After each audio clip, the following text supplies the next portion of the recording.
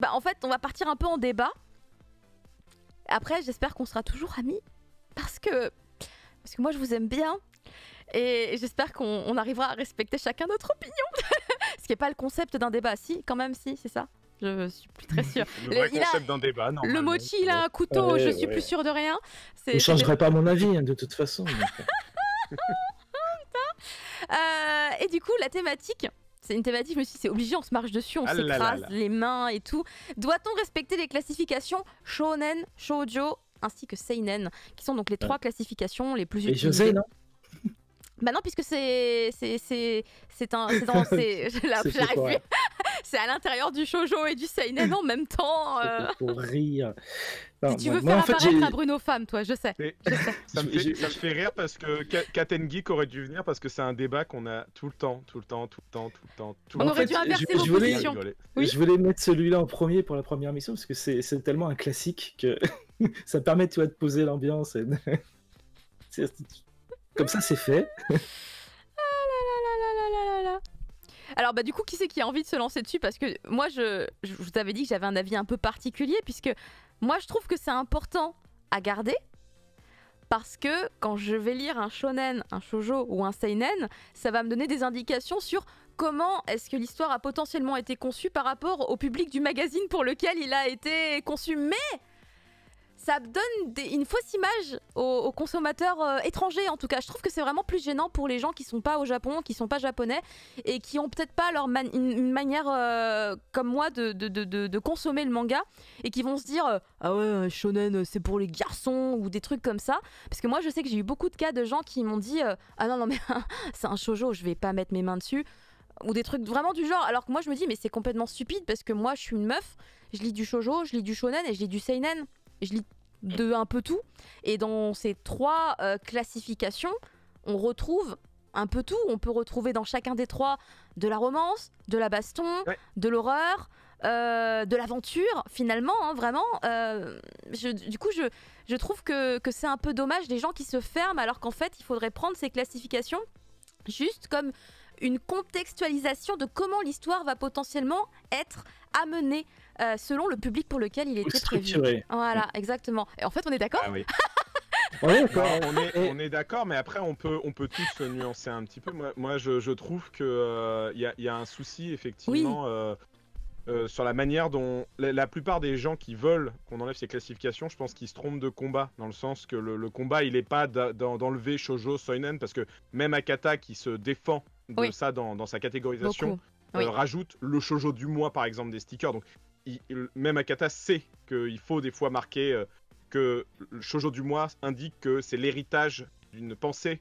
Le shoujo manga, c'est pas que juste un manga pour filles. En fait, on est en 2020 et effectivement, les genres se diversifient de plus en plus. Et c'est vraiment des courants de pensée artistique pour moi. Effectivement, moi, par exemple, je suis très fan du Shonen Jump. Et je parle même pas de qualité, là. Mais quand je lis des mangas du Jump, je vois une espèce d'histoire en fait du magazine, de comment il évolue et de comment le fleuve poursuit son chemin. C'est super intéressant de voir ça en fait. Et un exemple qui a été extrêmement décrié l'année dernière à raison, c'était le manga Shine chez Nobinobi. Oui, c'était un très beau manga. Ouais, et très bon exemple. Très bon exemple. C'est un excellent manga, c'est un shonen manga au Japon qui raconte le parcours de deux adolescents dans le monde de la haute couture. C'est globalement un Hikaru no Go de la haute couture, moi je le vends comme ça. Et, mais c'est vachement bien, moi je l'ai vendu comme un haiku. Ils savaient pas. Oui, bah voilà, non mais exactement. Et ils savaient pas trop, et ils l'ont marketé en shoujo au vu des thématiques en fait. Ils se sont dit, bon, peut-être ça marcherait mieux comme ça. Ils se sont fait assez frapper sur les doigts parce que moi je peux pas être d'accord avec cette classification parce que quand tu le lis, c'est pas un shoujo quoi. Ce n'est pas, ça n'a pas la mise en scène d'un shoujo. J'ai pas du tout l'impression de lire un shoujo non plus. Mais non, t'as l'impression vraiment de lire un shonen en fait. C'est le personnage Neketsu dans la manière dont c'est abordé. Les romances aussi font passer à des romances de shonen, le ecchi en moins. Tu n'as pas du tout l'impression de lire un shoujo. Et c'est pour ça que je trouve que les garder, c'est intéressant. Mais en revanche, il faut arriver à éduquer les gens sur le fait que le shoujo n'est pas pour les filles, le shonen n'est pas pour les garçons. Et le seinen, bon, le seinen c'est un peu plus pour les adultes quand même, parce qu'il y a des choses tu peux pas tout montrer à des enfants. Mais c'est en pareil tout cas, pour la violence, par exemple. Parce que si tu prends la violence, il faut le CNN, c'est la maturité. Et pour beaucoup, la maturité, c'est la violence, alors que c'est pas forcément le cas. Non. C'est quelque chose de très différent. Et il y a beaucoup de gens qui confondent totalement violence et maturité, sexe et maturité, alors que ça n'a absolument rien à voir. Et le seinen est encore pire, c'est vrai. Peut-être qu'il faudrait des sous-catégories de seinen parce qu'il y a une telle variété. Mais le truc, c'est qu'il y en a en fait, et c'est là où je pense qu'on pourrait encore plus se perdre si on a déjà du mal à maîtriser shonen, shoujo et seinen. Je voulais juste essayer d'inclure un peu les gens du chat parce qu'il y a des remarques aussi qui sont intéressantes dans le chat. Non, ils sont pas d'accord avec nous, alors on les prend pas. Moi, je veux pas. Bah si, ça. j'ai l'impression qu'ils sont d'accord. Qu'est-ce que tu racontes? Non, il y a Angélique. Il faut les enlever. Ah Parce bon, que là, je le connais les gens, il y a Cédéto et Katen Geek qui mènent le terrain en mode ouais, on enlève les catégories, vas-y. Donc Attends, t'as pas vu, Cédéto, elle a dit c'est pas faux ce que tu dis, Caro. T'as pas lu, hein, t'as pas lu les bonnes phrases. C'est vrai. Moi, j'ai- Je sais pas, tu mènes des combats et tout, mais regarde, on est dans le même clan. Il y a Angélique Tokimeki, à qui je fais d'ailleurs des bisous, qui a un channel YouTube qui donne des cours de japonais et tout, et qui est une traductrice, etc., interprète aussi. Et elle dit c'est dur quand même, grâce à ça je peux directement savoir quel type de manga je peux aimer, mais d'un autre côté certains sont classés dans des catégories incompréhensibles. Alors je pense que là on est encore sur le cas du quelqu'un qui est comment dire, qui se transpose beaucoup dans la culture japonaise et qui s'en imprègne énormément et qui peut comprendre d'une certaine manière quand même ces classifications là qui viennent de là-bas. Mais du coup par rapport au lecteur lambda manga classique en France, ça reste un peu compliqué, mais du coup c'est ce que disait également Cédéto un peu plus loin, il me semble, si je me suis pas plantée. Attendez, où est-ce qu'il y avait cette remarque que je trouvais... Voilà, elle disait les magazines sont plus intéressants que les catégorisations, mais la difficulté c'est que c'est pas le français lambda non plus qui va connaître les magazines japonais et pouvoir se dire ah ça vient de ce magazine, parfait, j'adore ce qu'ils font. Mais évidemment... Objectivement, qui râle pour cette question-là? Qui râle? C'est Jean-Kévin qui va acheter son shonen manga, son Naruto, ou c'est les fans de manga qui en lisent beaucoup de sortes et qui sont frustrés de voir que des titres qu'ils aiment ne marchent pas parce qu'ils ne rentrent pas dans les bonnes catégories? C'est-à-dire que, objectivement, enlevons les catégories. Tu sors des titres, des purs shoujo, là j'ai pas d'exemple en tête d'un... Donne-moi un titre shoujo que tu aimes beaucoup, Caroline. Secret Innocent World que t'as pas lu. Qui est sorti là. D'accord, super. Si tu voulais un truc très connu qui marche, qui cartonne, Sailor Moon. Non attends, Sailor Moon c'est un shoujo? Oui c'est un shoujo. Sailor Moon. Oui c'est un shoujo, mais Sailor Moon c'est un peu une exception. Parce mais que... oui c'est l'exception. Du coup je sais pas, est-ce qu'il faut prendre le gros carton? C'est partie des trucs, quand on était gamin tout le monde le regardait, c'est du seinen. Non mais je voulais dire, tu prends des gros shoujo, t'auras beau les marketer pas shoujo, même mettre que c'est du shonen, ça prendra pas. Ça prendra pas parce que la manière dont c'est traité, dont c'est écrit, fera que les gens ils vont peut-être acheter le tome 1, ils vont dire ouais c'est pas du tout mon truc. Et en fait la confusion elle est plus entre shoujo et seinen ou shonen et seinen que entre shonen et shoujo. Franchement moi des fois ça se... Franchement moi par exemple Freya dont on a parlé tout à l'heure chez Doki Doki, moi, oui, ça c'est un bon exemple effectivement. Moi j'étais en mode mais Freya ou Call Game, mais plus, enfin moi je ressens beaucoup plus Freya. Ça pourrait être un shonen. Juste, il y a des traits très shoujo dans le dessin. Les mecs, c'est des beaux gosses, c'est des bishonen là, tu vois. Mais il se passe tellement de trucs qu'on pourrait retrouver dans un shonen. Après, il y a peut-être la sensibilité de l'héroïne qui fait un peu plus shoujo, peut-être, tu vois. Mais je trouve que là, on était pour le coup sur un exemple où c'est vraiment... C'est léger la barrière entre les deux. Je l'ai trouvé très légère pour le coup sur ce titre-là. Ouais, mais bien sûr, c'est ça qui est intéressant de toute façon. C'est toujours intéressant de mélanger les genres et les types de récits et c'est super. Akama demande Blue Flag. Blue Flag, est-ce que c'est un shoujo ou est-ce que c'est un seinen? C'est dans un magazine shonen, ouais. Donc c'est un shonen et ça se sent, moi je trouve dans l'écriture. L'écriture, ça se sent, je trouve que c'est un shonen. Moi, je trouve que ça se sent dans le héros. J'ai trouvé que le héros faisait bien héros de shonen, mais tout ce qui se passait autour était innovant. Tout ce qui se passe autour de lui est innovant, mais lui, il s'implique, il est bien dedans, tu vois. C'est bien un héros de shonen. En plus, avec tout ce qu'il va ressentir au début, tu fais ah oui, un peu comme un héros de shonen. Puis après, il évolue, mais. Pourtant, il y a des mécanismes de shoujo et il y a des dialogues de seinen, quoi. 2025. Bah, non, mais bien sûr, mais je trouve que quand même, tu sens que ce manga vient d'un magazine shonen. En fait, ça se sent dans la manière dont c'est écrit, narré, et surtout dans la tranche d'âge au Japon que ça veut toucher. Alors, ça veut pas dire que un enfant de 12 ans qui a le droit de le lire. Je ne pense absolument pas ça, parce que moi je le lis et j'ai un certain âge maintenant. Mais je trouve que enlever les classifications, en fait, c'est un faux combat.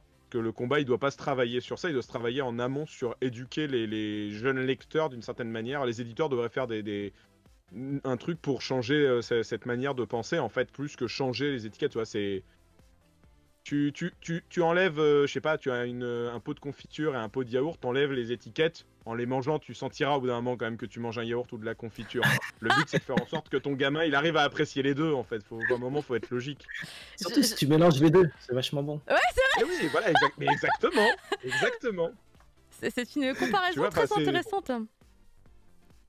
Bah parce que moi je trouve ça important, je trouve, de garder shonen, shoujo, yuri, BL, shonen, enfin seinen.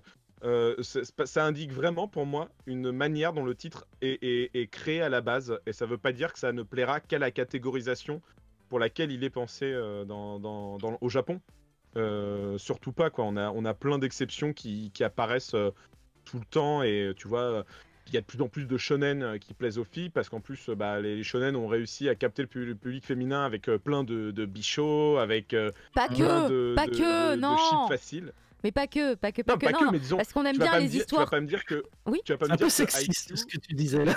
Bah oui. Non, pour le coup, c'est comme ça que les Japonais le disent. Tu lis l'âge d'or du Jump de chez Kuropop, Hiroki Goto, il dit pour lui que c'était Yu Yu Hakusho qui avait amené un changement dans la manière dont les shonen étaient traités, en amenant des personnages plus androgynes, des personnages un peu plus beaux que ce qui est traité dans d'autres magazines shonen, dans d'autres mangas shonen de l'époque. Et ça fait grandir un public féminin. Et tu ne m'enlèveras pas de la tête que si des séries comme Kuroko Basket ou Haikyuu marchent à l'origine au Japon, sur un public féminin, c'est principalement parce que tu as 12 beaux gosses dans une équipe de sport. C'est que pour le sport. Je vois pas ce que tu veux dire. Je comprends Exactement. Mais et de la même manière, si on s'éloigne du manga, regardez le tokusatsu, ce qu'on appelle les Sentai, les Power Rangers japonais,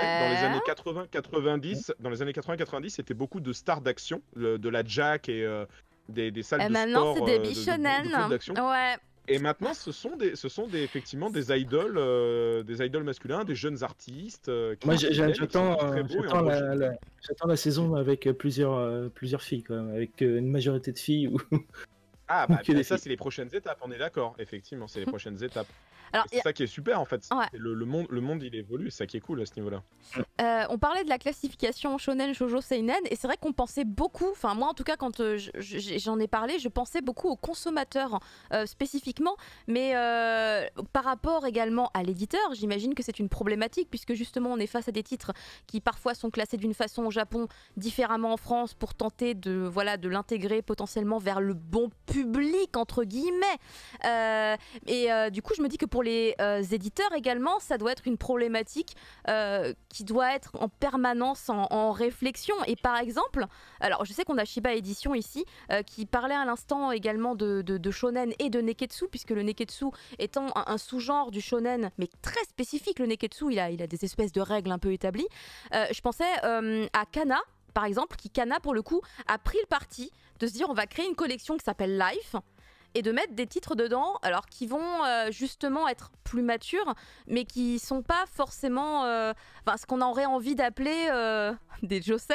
Mais est-ce que c'est vraiment le cas? Je crois que c'est des magazines. En fait, au Japon, c'est vraiment marqué magazine seinen ou magazine shoujo.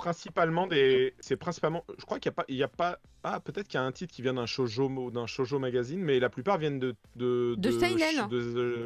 De seinen, ouais. Et je crois qu'il y en a un ou deux de josei, peut-être, de mémoire. Mais en fait, moi, quand je regarde quand je regarde les genres, les classifications des magazines, en tout cas, j'ai jamais vu. Alors pour un manga, j'ai déjà vu dans un magasin, enfin une boutique sur le net, j'ai déjà vu de josei en catégorisation pour des mangas.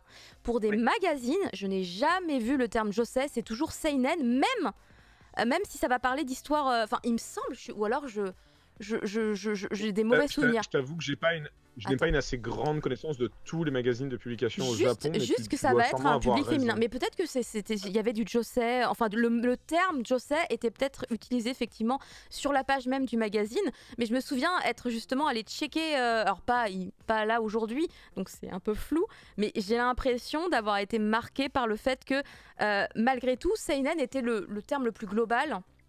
Le plus globalement utilisé, même si je dois quand même reconnaître, désolé Bruno, que moi de mon côté toute seule j'aime bien utiliser josei. Ça met tout de suite les pieds dans le plat, tu sais que ça va être à contenu mature, plutôt destiné dans l'idée entre guillemets comme d'habitude à un public féminin, mais moi je considère que le contenu josei, enfin voilà, Bruno il va venir me tuer comme un manga what the fuck de sa collection. Surtout que t'as plein de gens qui arrêtent pas de taguer Akata depuis tout à l'heure, donc il va débarquer au moment où on va dire où ils dorment ou ils ont pas de connexion, hein, mais non, il va me dire alors j'arrive et on parle de josei. Oups, on va s'excuser. Et donc voilà, il y a Shiba Edition qui est avec nous ce soir, en tout cas, qui peut, je pense, apporter également son expertise dans cette discussion, éventuellement, puisque mine de rien, c'est vrai que je pense que pour personne c'est simple, finalement. À part, tu sais, My Hero Academia, shonen, neketsu, facile. Tu mets l'étiquette directe, ah, ça c'était facile, ça c'était simple. Après, il y a plein de titres, je trouve qu'ils peuvent être facilement à mi-chemin entre plusieurs genres, tout simplement. Ça me rappelle d'ailleurs, putain, comment je tire la couverture sur moi, ma rubrique dans l'émission le matin sur le stream où je parle des onomatopées.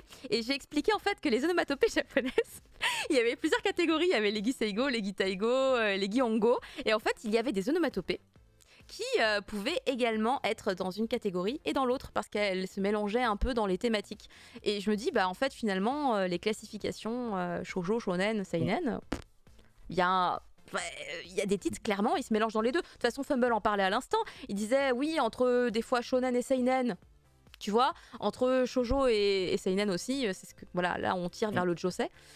Il est toujours pas là. T'as dit qu'il vérifie dans le chat. On est effrayés. Non, mais non, on a peur. Tu parles bien sûr de ce célèbre acteur français, José Garcia, c'est ça? Exactement. D'ailleurs, j'aime beaucoup ce qu'il fait. Bah oui, bien sûr. Je l'ai beaucoup aimé dans un film. Ah, c'est des taux balance. Elle dit Bruno a employé le terme José dans une interview récemment. Ha! Ah bah écoutez... Ça dit, si on repart à la base du débat, bien sûr. on peut aussi ne pas être d'accord, mais respecter quand même. Bien sûr, parce mais c'est le but. Parce que tu peux respecter juste parce que ça arrange tout le monde, et que notamment les éditeurs. Moi, j'aime pas quand je me trompe et qu'on vienne me dire « Ah, tu t'es planté, c'est pas ça, c'est ça ». Quand c'est un lecteur ou notre fan ou quoi que ce soit. Si c'est l'éditeur qui vient me le dire, je fais « Ah bon, d'accord, oui, d'accord, je ferai gaffe la prochaine fois ». En fait, je le respecte ça pour les éditeurs plus que pour autre chose en fait. Bah après la difficulté justement, parce que c'est plus facile en fait. Oui, mais justement par rapport à l'éditeur, c'est intéressant de se dire quand un éditeur décide carrément de changer la classification de laquelle il était au départ. Mais en fait, par exemple, dans le cas où tu en parlais, c'est quand même rare, mais je me soutiendrai. Par rapport à Shine, dont parlait Thunder à l'instant, bah moi j'ai trouvé que c'était un défi intéressant. Et j'ai trouvé que, bah, malheureusement, même s'il y a des gens, tu vois, à qui ça plaît pas, bah, j'ai trouvé que dans le contexte dans lequel on est, c'était plutôt logique, malheureusement. Et en fait, je me suis dit, mais moi, j'aurais été à leur place, j'aurais peut-être pris la même décision, parce que je sors un manga, je l'aime bien, je crois en lui, j'ai pas envie qu'il se plante. Bah, du coup, je sais qu'il y a une probabilité qu'il y ait peut-être plus de filles qui sont intéressées par la mode que des garçons. Enfin, tu vois, quelque part, moi, je prends parti pour l'éditeur dans ce cas-là, mais... Bien sûr, mais regarde, quelqu'un donne un bon exemple, là, je vois, c'est l'exemple des Clamp. Moi, je trouve que les Clamp, c'est un parfait exemple, parce qu'elles ont travaillé dans tout plein de styles de magazines différents. Et malgré ce que disent certaines personnes, hashtag Katengeek principalement, je trouve que tu vois la différence quand elles écrivent dans des magazines comme par exemple Tsubasa, qui était pour un magazine shonen, Crossolik qui était pour un magazine seinen, ou Sakura qui est pour un shoujo. Ça veut pas dire que c'est moins bien, non, mais tu vois qu'elles adaptent le style en fonction du magazine et du public à lequel elle parle, et je trouve ça pas inintéressant en fait de voir comment un artiste peut se dépatouiller. Et un autre exemple que j'ai, c'était Gregor Hello qui disait, lorsqu'on l'a interviewé pour Mangacast, là, pour la dernière émission sur Kurokawa, il parlait de Maggie, de Shinobu Otaka, Oui. qui est une de mes autrices favoris. Oui. Et il disait que lui, il n'est pas parti sur. En fait, Orient, il l'a laissé parce que la série est partie chez Pika. Oui. Il disait parce que Shinobu Otaka elle a une grande force, c'est quand sa série, en fonction du magazine dans lequel elle arrive très bien à se calquer sur le moule du magazine. À chaque fois, c'est des shonen, mais elle disait par exemple, tu vois, dans le Sumomomomo, c'était une série un peu plus culol avec des ninjas, des trucs comme ça. C'était dans le Gangan qui faisait Soul Eater, qui tal. Orient, là, c'est Kodensha, c'est le shonen magazine, je crois, qu'il l'a. Et du coup, là, c'est un peu plus mec bourrin, grosse bagnole, truc un peu vroom vroom pam pam pout pout, sans dénigrement du tout. Et Maggie, c'était dans je ne sais plus quel magazine, j'ai un trou de mémoire, et c'était beaucoup plus verbeux avec des trucs un peu coursifs de palais, des amours qui ne sont pas réglés avant 20 tomes, et mine de rien, ça aussi, ça rentre. Exactement, et je trouve que ça aussi, ça rentre en compte, en plus de Shonen Shoujo Seinen, si tu t'intéresses vraiment au manga, voir de quel magazine vient un titre, c'est toujours intéressant pour capter un peu la vibe, justement. Mais la difficulté, c'est c'est que les lecteurs, du coup, ils puissent connaître les magazines, en fait. Moi, je sais que je m'y intéresse beaucoup, parce que justement, je sais qu'il y a des magazines que j'aime vraiment beaucoup. Enfin, la ligne éditoriale du magazine va me plaire énormément. Car en fait, on oublie, on parle un peu des mangaka aussi, mais il y a des tantos derrière les mangaka qui sont là pour guider sur l'histoire, machin et tout, pour corriger les planches, etc. Donc en fait, finalement, le mangaka, il est jamais trop tout seul. En plus, des fois, il a des assistants. Mais là, il y a par exemple Shiba Edition qui nous parlait de Yellow Tanabe. Yellow Tanabe dont j'avais parlé dans Manga Sur en plus il y a pas longtemps, j'avais fait une espèce de grand schéma, j'avais récupéré. Ouais, alors il y a Birdman, mais du coup Yellow Tanabe est également chez Shiba Edition avec oh putain, j'ai plus le titre. Il y a plein de mots. Colorless. Il était long. Non, pas Colorless, l'autre, oui, le premier. Ah, il est long le titre. Loafer, il y a Loafer dedans. Ah putain, désolé, j'ai un trou de mémoire, je suis vraiment désolée. Non mais il va le retaper, je te le lirai. Il va le retaper le titre. Voilà. Et du coup, c'était pour dire que voilà.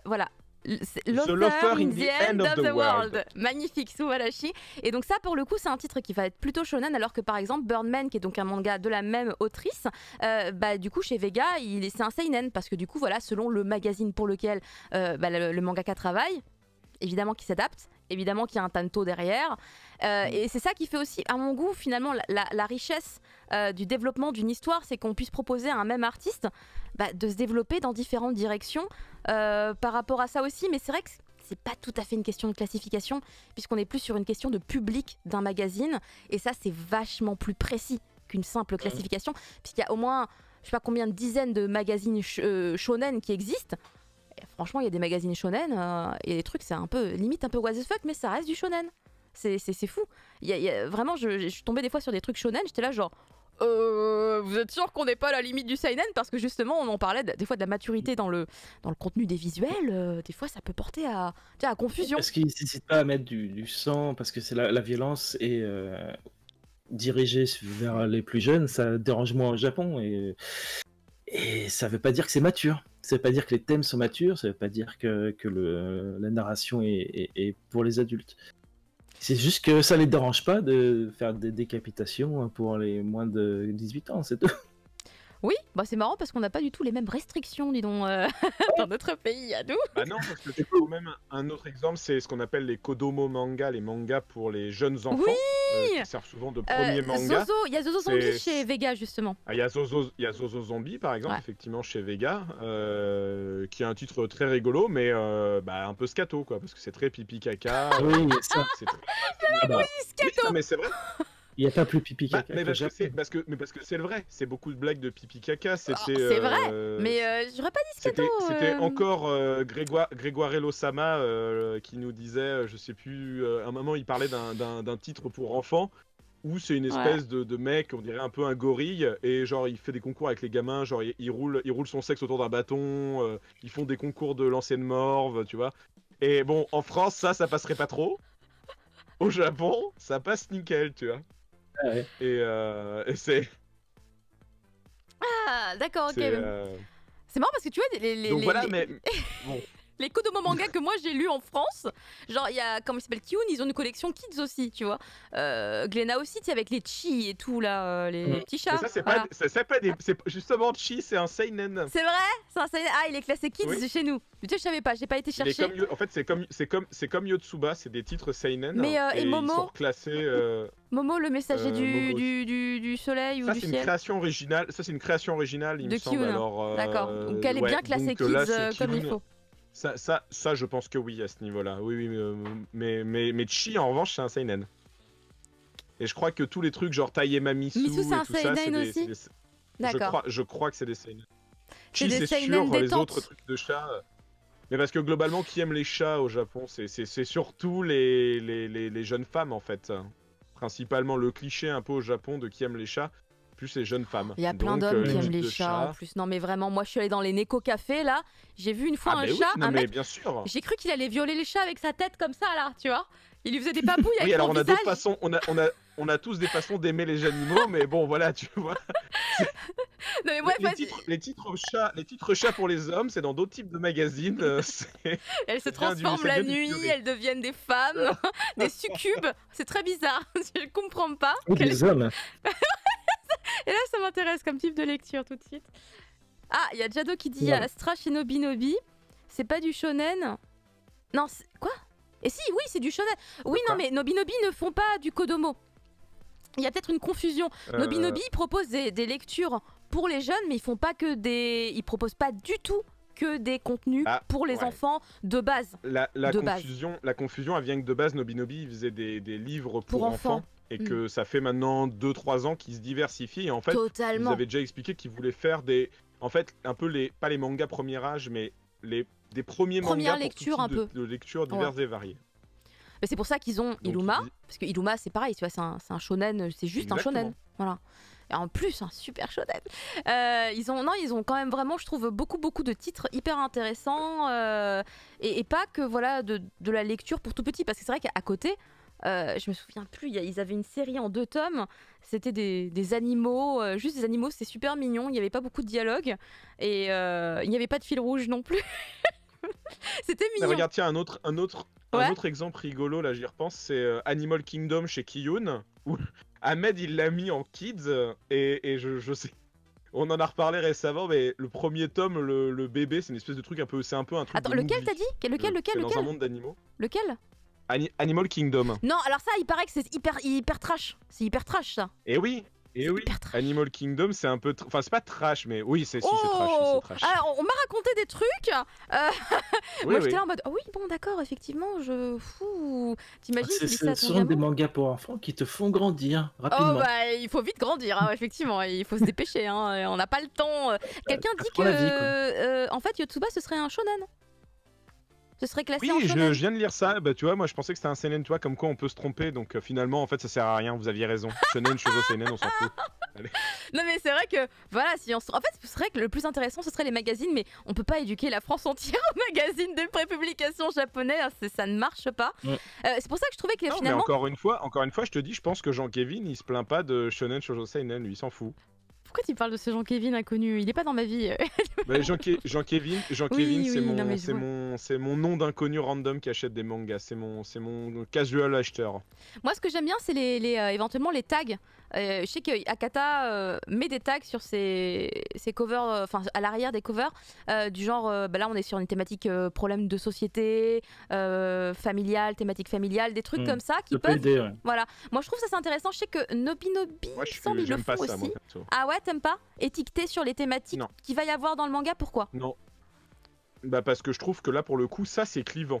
Tu vois, c'est étonnant parce que ça fait pas chier, ça fait chier qu'on essaye de cliver les sexes, mais cliver des gens sur un type de récit, je trouve ça dommage parce que ça veut dire que t'aimes que la slice of life, donc tu vas partir que dans la slice of life, t'aimes que l'aventure, tu vas que l'aventure. En plus des fois à Akata, je trouve qu'il y a des tags, je les trouve un peu pas perchés, mais très pointus. Mais oui, d'accord. C'est pas. D'accord. Mais en fait, c'est pas mon avis du tout. Moi, je trouve que les tags, ils étaient pratiques justement pour se dire ah, ok, donc c'est dans cet univers-là qu'on va se plonger dans ce type de lecture. Parce que des fois, les couvertures, elles sont un peu trompeuses, tu vois. Et du coup, je me disais que c'était aussi une bonne manière de faire, en fait, pour pouvoir indiquer aux gens ce qu'on va rencontrer dans l'œuvre. Moi, je trouve que ça peut être bien, que ce soit du fantastique, de la SF, tu vois, même une thématique un peu large, mais enfin, tu sais, quand t'as pas le temps de lire tous les résumés derrière tous les tomes que tu veux essayer, je parle plus du Jean Kevin, tu vois, je pense à ton Jean Kevin, une étiquette, un tag comme ça, plus que shoujo, shonen, seinen, est-ce que ça pourrait pas un peu faire un peu le job, tu vois? Enfin, même c'est même pas un peu le job, mais le guider sans... Enfin, je comprends que tu dises que ce soit clivant, mais en fait, non, attends, à quel niveau tu dis que c'est clivant? Parce que tu dis que les gens, ils vont dire, moi, je lis que de l'aventure, et du coup, s'ils voient un truc genre Slice of Life, il va faire moi, je pensais moi. pas que la personne allait parler comme ça, forcément, mais non, mais je sais, par exemple, j'ai des connaissances qui aiment que certains types de récits, et ils ont du mal à vouloir aller à côté, et donc ils choisissent des fois directement via les tags, en mode, ah bah, je vais prendre parce que c'est le tag qui me correspond. Mais le tag, pour moi, le tag, c'est bon pour le hentai, en fait. C'est bon quand tu sais dans quel king que tu veux aller. C'est tellement vrai. Non, mais par contre, le truc, c'est que est-ce que finalement, c'est pas le même problème qu'avec la classification? Si le mec, il te dit, moi, je lis que des shonen, c'est le même problème, finalement. Non, parce que du shonen ou du shoujo, Akata, en plus, le prouve très bien. T'as du shoujo avec de fantasy, t'as du shoujo de SF, t'as du shoujo scolaire. Enfin, tu vois, le shoujo, shonen, seinen, c'est pas des genres. C'est vraiment une classification assez globale, et dans laquelle tu peux vraiment t'épanouir, je pense. Et une cible marketing, surtout. Oui, aussi, ça on est d'accord. Faut jamais oublier que c'est aussi une cible marketing. Mais écoute, moi, les éditeurs, ils n'oublient pas. Oui, bah, c'est important. Mais moi, je connais personne, enfin, c'était la première personne que j'entends me dire que mettre des tags sur une œuvre, c'est clivant. C'est la première personne que j'entends me dire ça. Ça me perturbe parce que du coup, au contraire, moi je me disais qu'on sortait de l'idée bloquante du shoujo, du shonen, parce que moi j'ai plus de retours de gens qui vont me dire qu'ils veulent pas toucher un shoujo parce que eux, tu comprends, c'est des bonhommes. Alors que ça pourrait être une putain d'aventure de KPDP, etc. Ouais. Juste c'est classé shoujo. En fait, c'est clivant d'une autre manière. C'est pas clivant. C'est clivant inclusivement en fait, pas exclusivement.